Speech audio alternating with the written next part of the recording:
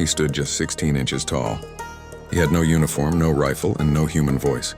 Yet, in the chaos of the Great War, this little stray dog did things that grown men were afraid to do. He is the only dog in United States history to be officially promoted to the rank of sergeant through actual combat. He did not just survive the war, he thrived in it. He survived 17 brutal battles. He caught a German spy single-handedly, and he saved his entire platoon from a deadly gas attack. This is not a movie script. This is the true story of Sergeant Stubby, the most decorated war dog of the First World War.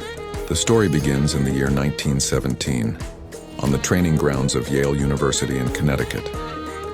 The 102nd Infantry Regiment, known as the Yankee Division, was preparing to ship out to the front lines of France.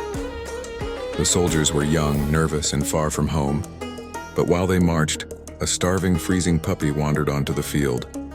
He was a brindle mix, part pit bull and part terrier. To most people, he looked like a nuisance. But Private Robert Conroy saw a friend. He named him Stubby because of his short tail. Stubby was not just a pet, he became part of the unit. He learned the bugle calls. He marched in formation with the men, and Conroy even taught him a trick that would eventually save his life. Stubby learned to raise his right paw and salute the commanding officer. When the orders came to deploy to France, the rules were clear. Dogs were strictly forbidden.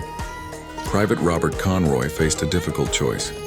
He could leave his best friend behind to starve on the streets, or he could break the law. He chose the dog.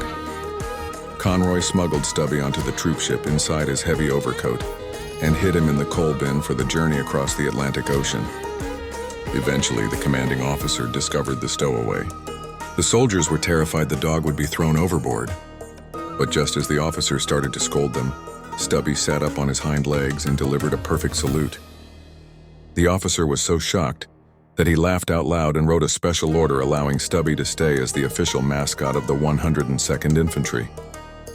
But France was no place for a dog. The trenches were filled with deep mud, rats, and the constant sound of gunfire. Stubby did not hide in the back. He lived in the trenches with the men. And soon his senses became a superpower that kept them alive. One morning, while the soldiers were sleeping exhausted in the mud, a silent cloud of mustard gas drifted toward the American line. The men could not smell it yet, but Stubby could. He recognized the danger immediately. He ran through the trench, barking furiously and biting the boots of the soldiers to wake them up. Because of his warning, every single man got their gas mask on in time. He saved the entire platoon from a horrific death, but his most legendary act happened in the Argonne forest. During a quiet moment in the fighting, Stubby spotted a man hiding in the bushes near the American trenches. The man called out to the dog, but he whispered in German. Stubby knew the difference between English and German. His ears went back and he launched himself at the spy. He bit the man on the leg and pinned him to the ground, barking until American soldiers arrived to arrest him.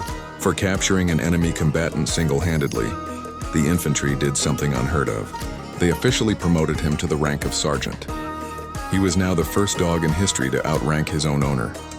When the war finally ended, Stubby returned to America as a national hero. He did not just fade away.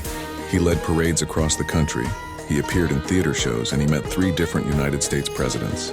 He lived the rest of his life in peace with Robert Conroy, passing away in his sleep in the year 1926. Today, you can still visit him. He stands guard at the Smithsonian Institution, wearing his famous coat of medals, a reminder that courage comes in all shapes and sizes. If you think Sergeant Stubby deserves a salute, hit that like button and tell us in the comments what story Factistan should cover next. Thanks for watching.